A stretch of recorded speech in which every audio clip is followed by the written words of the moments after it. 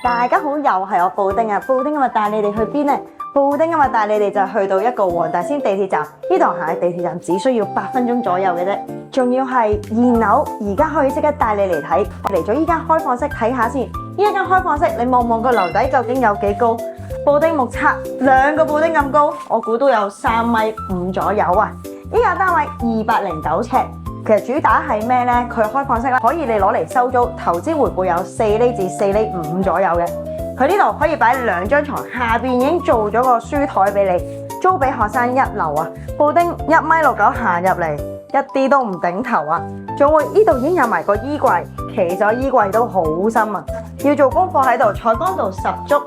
望下個洗手間，當然啦，開放式唔需要太大嘅洗手間。